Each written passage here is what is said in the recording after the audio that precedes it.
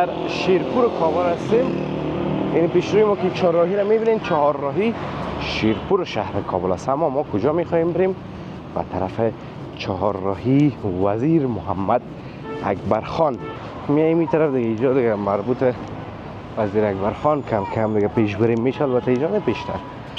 طرف هم شرکت های سیاحتی است میبینین، طرف هم شفاخانه امرجنسی بود که گذاشتیم و هم رنگش ببینید چه رنگ داره. این رنگ یک رنگ خاص است. ما تا کابل به قسمی رنگ تال ندیدیم که کل ساختمان رنگ کنن. بعض جاها رو شاید رنگ کنن اما کل ساختمان نه. دیگه واقعا برای من جالب است. شاید کدام مکتب باشه، نه که بسیار کم، اما منطقه که دیپلمات نشین باشه و منطقه باشه که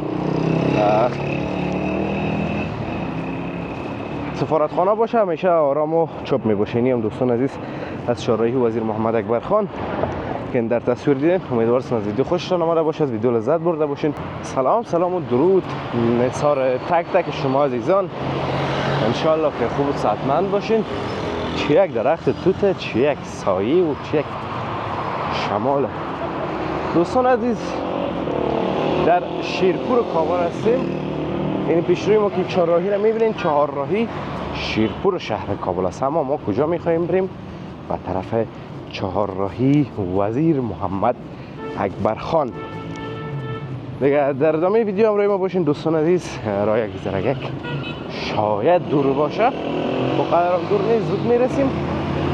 دیگه همراه ما باشین، میریم انشالله. این طرف هم دوستان عزیز چهارراهی زنبق شهر کابل است که یک از چهارراهی های مشهور شهر کابل است و البته در سابق چندین انفجار همچنان اینجا رخ داده که اونمو دیگه باعث شد که چهارراهی یک زرگک مشهور شد. خب به هر صورت از دو حرفا نمیدونیم دوستان عزیز، هرچی بود گذشت و فعلا چهارراهی بند شد دوستان عزیز. تو ترافیک بیا یک مخوره مجبور هستیم بکشیم.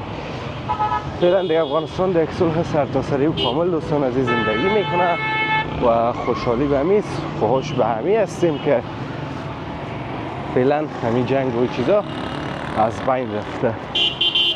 دوستان عزیز میایم این طرف دیگه اینجا دیگه مربوط وزیر اکبر خان کم کم دیگه پیش بریم میشه. البته اینجا نه بیشتر. طرف هم شرکت های سیاحتی است میبینین، طرف هم شفاخانه امرجنسی بود که گذاشتیم و همچنان چه اسمش یادم رفت، شهر نو سرک حاجی یعقوب.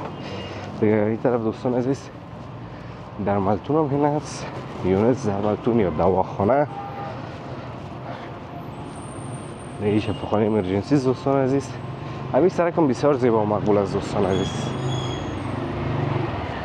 البته یگانه چیز یگانه ضعف این سرک داره دوستان عزیز، پیاده رویش این تو بند است. درخت هم از درخت های نیست که سایه کنه سرک.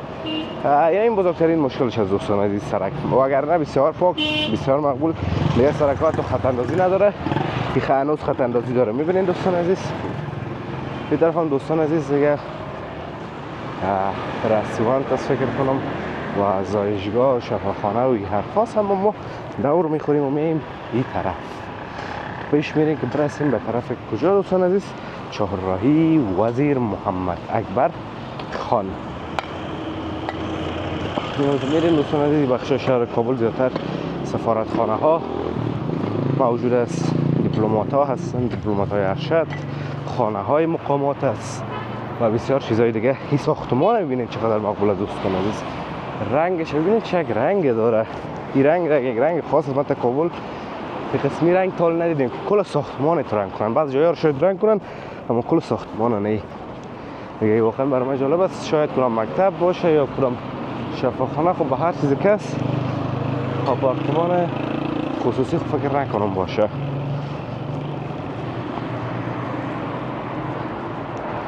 میریم به پیش دوستان عزیز.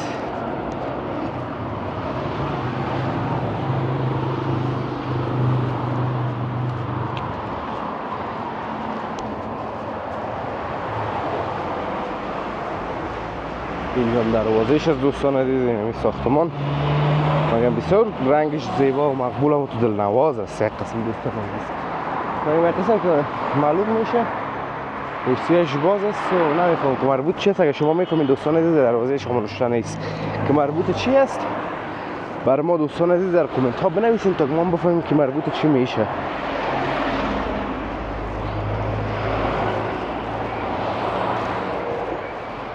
دیگه هم تو با پیش میریم. دوستان نهایت گرامی، این طرف هم حدیث ایجنتون یا که زایشگاه عدی هست که در تصویر مشاهده میکنین.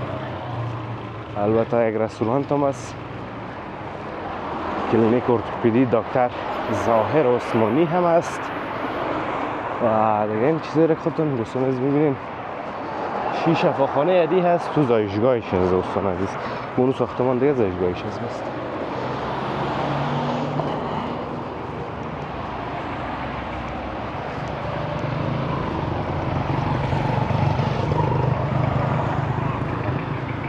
این دوستان عزیز شما یک هستن دیگه تولد شدین دوستان عزیز، بگوین در کامنت ها خاطراتتان رو بگوین از این سرک ها و از این بخش های شهر کابل.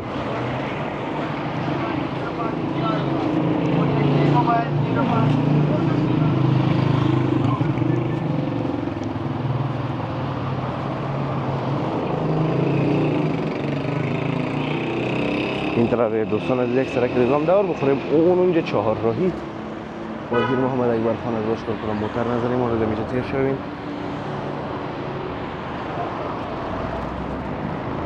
موتر ترافیک و موتر فستاد است و شیشه قرار کرده اونجا دیگه سرک بندواز نمیکنن چون که بیربار نداره. همونجا وقت نانچاشت است و با دوست خود نانچاشت خورده میره. خب دوستان عزیز اینی سرک هم طرف چهار راهی را داره و سرک دیگه ایشم اما ما و شما از این سرک میریم چون که هم سایه است و هم یک ذره خانوک است هم جذابتر است. دیگه اون طرف دوستان عزیز تپه وزیر محمد اکبر خان است، رو به روی ما اون طرف تر دیگه باز در روزهای آینده میریم سر تپه هم انشالله از براتون نشان میدم وزیر محمد اکبر خان سرک 16 هم. یعنی سرک دوستان این غزرفن بانگ هم اینمیشه از دوستان عزیز. این طرف دوستان از زیادتر گفتم جای دولتی است، سفارت خانه هاست. این مثل از این میبینید سیمای خاردار در سر هر دیوال است. دیگه این طرف هم دوستان عزیز کنم کلینیک دندان است که تبلیغات خود زده. کلینیک دندان برناس فکر کنم. دیگه خوب تبلیغات کرده دوستان عزیز، خوب پیاده رو جور کرده. البته نسبت به دیگه جایا خوبیش است که این طرف یک جای پارک موتر هم داره، پیاده رو به دو بخش تقسیم کرده. این طرفش میشه اون موتر استاد شوه و این طرفش هم مردم قدم بزنه. گرمی دوستان عزیز ماه اسد است، گرمترین ماه سال و این میارق است که سر روی ما سر کرده میره. این میارق است که سر روی ما سر کرده میره.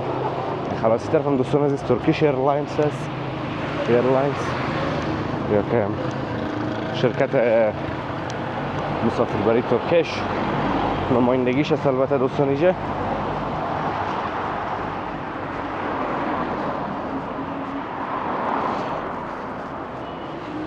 ترکیش